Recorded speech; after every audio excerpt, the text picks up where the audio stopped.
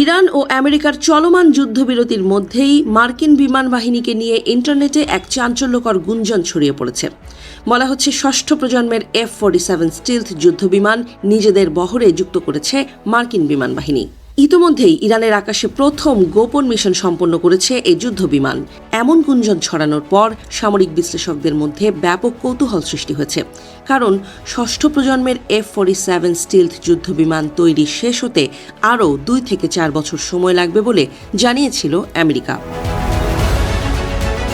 সম্প্রতি ইউটিউব এবং ইন্টারনেটের বিভিন্ন জায়গায় বলা হচ্ছে F-47 একটি প্রোটোটাইপ ইরানের আকাশে লড়াইয়ে অংশ নিয়েছে। যদিও এই বিষয়ে নিশ্চিত কোনো তথ্য পাওয়া যায়নি, তবুও বিষয়টি নিয়ে ব্যাপক জল্পনা চলছে।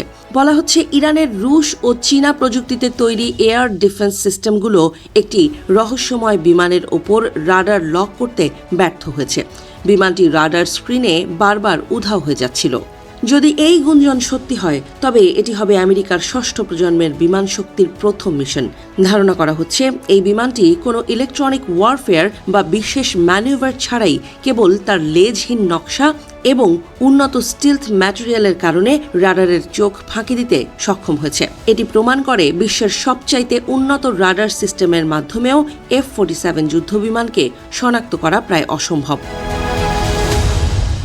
সম্প্রতি ইরানের আকাশে অভিযান চালাতে গিয়ে ভয়াবহ পরিস্থিতির মুখোমুখি হয়েছিল মার্কিন বিমান বাহিনী।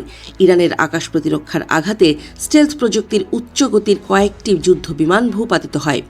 ইরানের ভঙ্গুর আকাশ প্রতিরক্ষা ব্যবস্থার সামনে আমেরিকার অত্যাধুনিক স্টিলথ যুদ্ধবিমানগুলোর এমন অসহায়ত্বের খবর প্রকাশ হতেই বিশ্ব দরবারে ইমেজ সংকটে পড়ে যায় মার্কিন বিমান বাহিনী। তাই সমর বিশ্লেষকরা বলছেন, মার্কিন বিমান বাহিনীর জন্য 100টি B-21 রেইডার স্টিলথ বোমারু বিমান এবং 189টি ষষ্ঠ প্রজন্মের F-47 যুদ্ধবিমান তৈরির পরিকল্পনা যথেষ্ট নয়। আকাশ যুদ্ধে আমেরিকার আধিপত্য ধরে রাখতে আরও স্টিলথ প্রযুক্তির যুদ্ধবিমান তৈরির প্রকল্প হাতে নেয়ার তাগিদ দিয়েছিলেন তারা। লেক্সিংটন ইনস্টিটিউটের ডক্টর রেবেকা এল গ্র্যান্টের মতে 2025 সালের অপারেশন মিডনাইট হ্যামার সফল হলেও তা মার্কিন বাহিনীর ষষ্ঠ প্রজন্মের বিমানের অভাবকে প্রকটভাবে সামনে এনেছে। বর্তমানে আমেরিকার কাছে মাত্র 19টি B-2 বোমারু বিমান রয়েছে, যার মধ্যে ইরানে চালানো গত জুনের হামলায় এগুলোর মাত্র 7টি ব্যবহার করেছিল মার্কিন বিমান বাহিনী। এই স্বল্প সংখ্যক বিমান দিয়ে দীর্ঘস্থায়ী যুদ্ধ চালানো প্রায় অসম্ভব।